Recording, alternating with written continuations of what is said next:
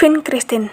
Vincristin ini merupakan golongan obat kemoterapi sitostatika yang digunakan sebagai salah satu agen antineoplastik yang bekerja menghambat pertumbuhan sel kanker di fasomitosis sehingga pertumbuhan sel kanker dalam tubuh dapat diperlambat atau dihentikan. Vincristin ini juga digunakan secara kombinasi dengan agen kemoterapi lainnya seperti doxorubicin dan siklofosfamid dengan tujuan minimalkan efek samping nefrotoksisitas vincristin. Dan juga vincristin ini dapat dipakai secara off-label untuk penata laksanaan beberapa penyakit, antara lain seperti tumor sistem saraf pusat atau SSP, sarkoma Ewing, kemudian mieloma multiple, dan kanker ovarium.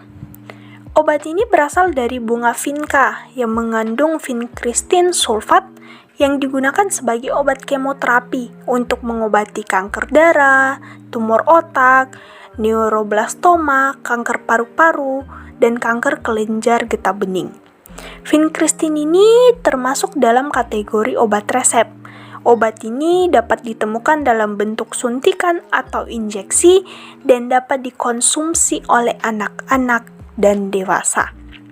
Nama generik dari vincristin sendiri yaitu DBL vincristin sulfate injection, kemudian ada vincristin kalbe, kemudian oncocristin aki, kemudian vincristin PCH, dan sindovin. Adapun nama paten dari vincristin yaitu Rasteo, vincristin, dan Vistin. Berikut adalah contoh dari gambar vincristin dalam bentuk indikasi dan kontraindikasi. Indikasi penggunaan vincristin berdasarkan A. FDA atau Food and Drug Administration mengindikasikan penggunaan vincristin pada kasus-kasus 1. ALL atau akut limfotik leukemia, 2. ALL sel B, kemudian ketiga limfofa Burkitt. B. Vincristin yang digunakan secara kombinasi dengan agen onkolitik digunakan pada kasus-kasus 1. Limfofa Hodgkin dan non-Hodgkin, kedua rhabdomyosarcoma, ketiga neuroblastoma, keempat tumor Wilms. C. Penggunaan secara off-label pada kasus-kasus 1. Sarkoma Ewing, kedua medulloblastoma, ketiga retinoblastoma, keempat tumor trophoblastik gestasional, kelima kanker ovarium, dan keenam kanker paru tipe small cell. Kontraindikasi pemberian vincristin pada kondisi berikut ini. 1. Pasien dengan sindrom Charcot-Marie-Tooth atau HMSN atau Hereditary Motor and Sensory Neuropathy tipe 1. Kedua, pasien dengan riwayat hipersensitivitas terhadap obat alkaloid vinca dan berpotensi mengalami cross-sensitif pada obat alkaloid vinca lainnya. Ketiga, pasien dengan riwayat poliomyelitis saat kecil.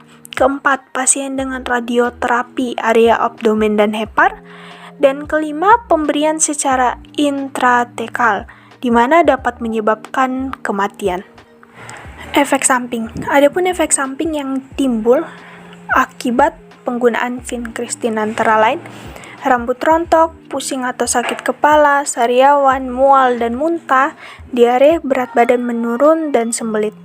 Adapun efek samping serius yang harus dikonsultasikan kepada dokter ialah gejala infeksi seperti demam, batuk, atau sakit tenggorokan, gejala gangguan hati seperti kulit dan mata tampak menguning, nyeri atau sembelit saat buang air kecil, kemudian mudah memar dan mengalami pendarahan, gangguan keseimbangan atau koordinasi tubuh, kemudian nyeri, kesemutan atau mati rasa pada tangan dan kaki, gangguan penglihatan atau pendengaran, kejang, dan gangguan mental dan mood seperti depresi. Farmakodinamika. Vincristine memiliki karakteristik biologis yang khas, yaitu mekanisme kerjanya yang sitotoksik, yang disebabkan oleh kemampuan obat ini berikatan dengan tubulin dalam DNA dan menghambat fase mitosis. Vincristine digolongkan juga sebagai modulator tubulin. 1.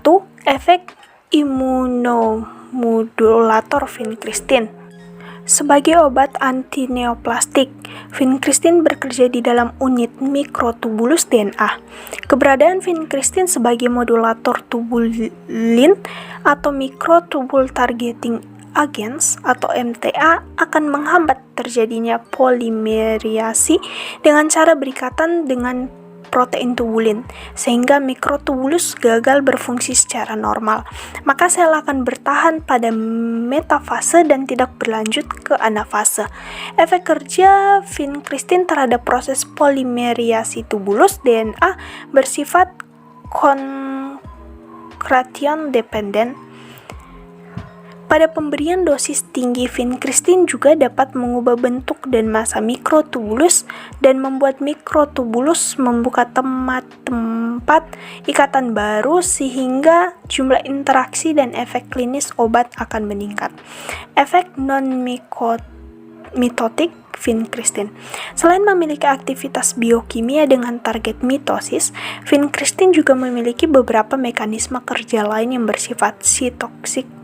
Mikrotubulus yang dirusak oleh vincristine akan mempengaruhi struktur selular dan berdampak pada pergerakan serta komunikasi antar sel. Vincristine dapat bersifat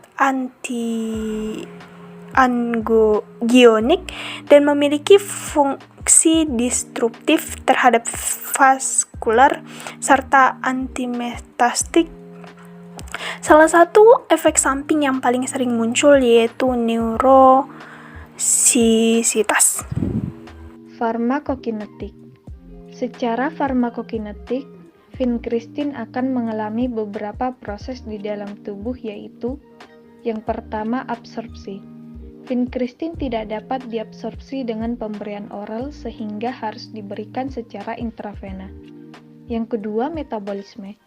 Vincristine di metabolisme di hepar dengan bantuan sitokrom P450, terutama CYP3A4. Metabolisme vincristine dapat juga berfungsi sebagai detoksifikasi, di mana CYP3A4 mengubah vincristine menjadi molekul-molekul dengan profil toksisitas yang lebih ringan, sehingga untuk pasien yang mengkonsumsi obat-obatan yang menghambat kerja sitokrom P450 harus dilakukan penyesuaian dosis untuk menghindari efek samping. Yang ketiga, distribusi. Lebih dari 90% kandungan vincristine didistribusikan melalui sirkulasi darah menuju jaringan perifer dengan cepat dalam waktu 15-30 menit setelah injeksi.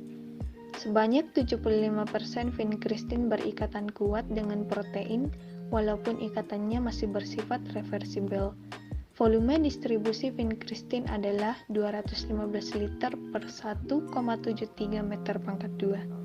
Vincristine secara umum bersifat relatif tidak larut dalam air, memiliki angka clearance yang tinggi dalam waktu singkat, dan volume distribusi yang besar.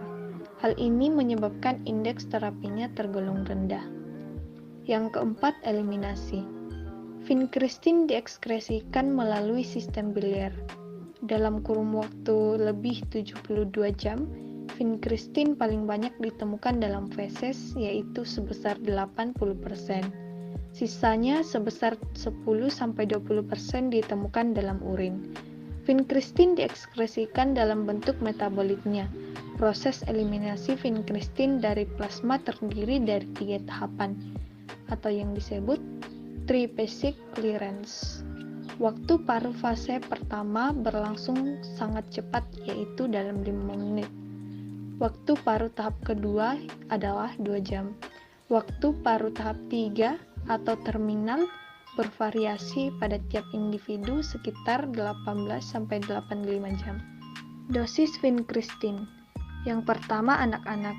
Untuk anak dengan berat badan lebih kecil dari atau sama dengan 10 kg, dosisnya adalah 0,05 mg per kilogram berat badan. 1 kali seminggu. Dosis selanjutnya disesuaikan dengan tingkat toleransi pasien terhadap obat. Selain dengan berat badan, dosis anak-anak juga bisa disesuaikan menurut luas permukaan tubuh dengan dosis 1,5 sampai 2 mg per meter pangkat 2, 1 kali seminggu. Yang kedua, dewasa. Untuk pasien dewasa, dosisnya adalah 1,4 sampai 1,5 mg per meter pangkat 2, luas permukaan tubuh, 1 kali seminggu. Dosis maksimal adalah 2 mg per minggu. Dosis tersebut juga akan disesuaikan dengan kondisi pasien, respon terhadap pengobatan, ada tidaknya kombinasi dengan obat lain, serta protokol kemoterapi berdasarkan jenis kanker. Cara pemberian vinkristin. Vinkristin diberikan melalui infus atau disuntikkan ke dalam pembuluh vena oleh dokter atau petugas medis yang di bawah pengawasan dokter. Suntikan vinkristin menyebabkan rasa nyeri dan terbakar atau menimbulkan benjolan pada area tempat obat disuntikan. Indeks keamanan kehamilan.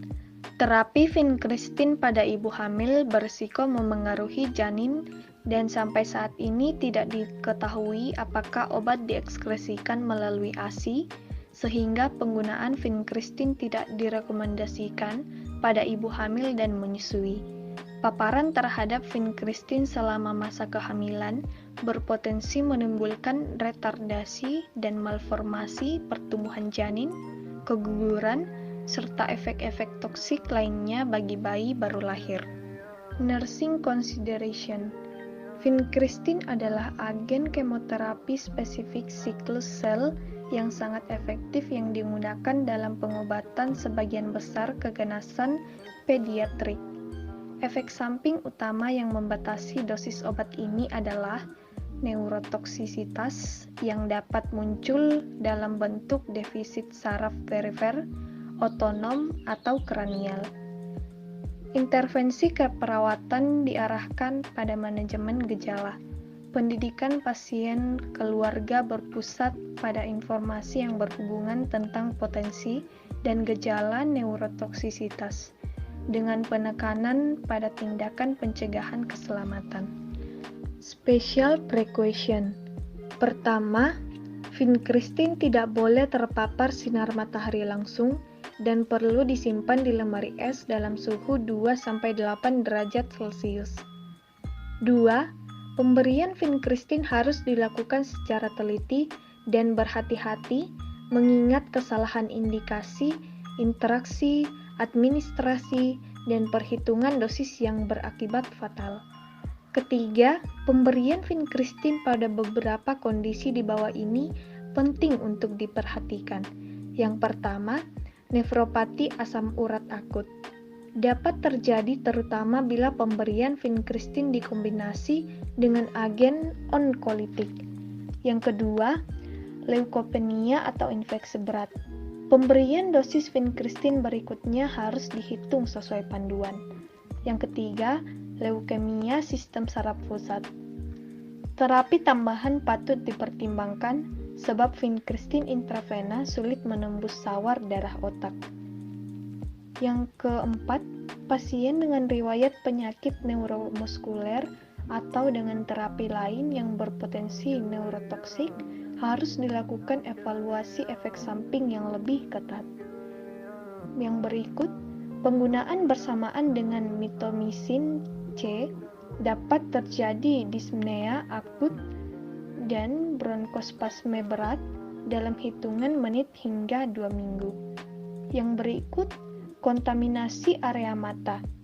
Dapat terjadi ulkus kornea traumatik, segera cuci area mata dengan air mengalir.